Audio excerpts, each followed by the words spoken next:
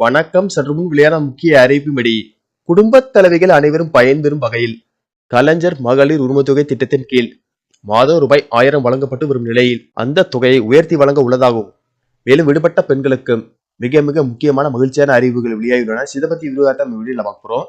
வீடியோவை கடைசி வரைக்கும் முழுமையாக பாருங்க. வீடியோக்குள்ள போறதுக்கு முன்னாடி இந்த வீடியோ லைக் பட்டனை பிரஸ் பண்ணிக்கோங்க. இப்பதான் இந்த சேனலுக்கு ஃபர்ஸ்ட் டைம் வரீங்கன்னா சப்ஸ்கிரைப் பட்டனை பிரஸ் பண்ணிக்கோங்க. கூடவே பெல் ஐகான் பட்டனையும் பிரஸ் பண்ணிக்கோங்க. வாங்க வீடியோக்குள்ள போகலாம். குடும்பத்திற்காக வாழ்நாள் முழுவதும் ஓயாமல் உழைத்துக் கொண்டிருக்கும் ஏழை பெண்களின் உழைப்புக்கு அங்கீகாரம் கொடுப்பதற்காகவும் வறுமை ஒழிப்பதற்காகவும் தமிழ்நாடு அரசால் செப்டம்பர் 15ஆம் தேதி 2021ஆம் ஆண்டு கலைஞர் மகளிர் உரிமைத்தொகை திட்டம் கொண்டுவரப்பட்டது. இந்த திட்டத்தின் மூலம் அரசின் நிபந்தனைகளை பூர்த்தி செய்யும் தகுதியான குடும்ப தலைவியின் வங்கி கணக்கில் மாதந்தோறும் 15ஆம் தேதி ரூபாய் 1000 நேரடியாக வர வைக்கப்படுகிறது. இதை வைத்து பெண்கள் தங்களுடைய அன்றாட குடும்ப செலவுகளை செய்து வருகின்றனர்.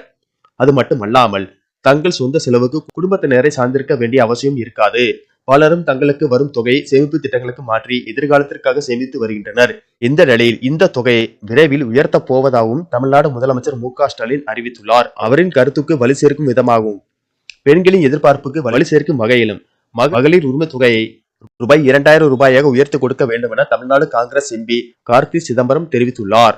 இதேபோல் மதுரையில் பேசிய அமைச்சர் மூர்த்தி விடுபட்ட பெண்கள் அனைவருக்கும் கலைஞர் மகளிர் உரிமைத்தொகை கொடுக்க அரசு நடவடிக்கை எடுத்து வருகிறது என தெரிவித்துள்ளார். இது குறித்து அவர் கூறுகையில், கலைஞர் மகளிர் உரிமைத்தொகை திட்டத்தில் விடுபட்ட பெண்களின் தகுதியானவர்கள் இருப்பின் அவர்களுக்கும் 1000 ரூபாய் கொடுக்க நடவடிக்கை எடுக்கப்பட்டு வருவதாக கூறினார்.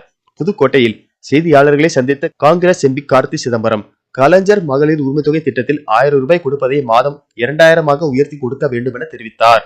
அதேபோல் பொங்கல் பரிசு தொகை 3000 ரூபாய் தமிழ்நாடு அரசு கொடுப்பதை முழு மனதார வரவேற்பதாகவும் தெரிவித்தார்.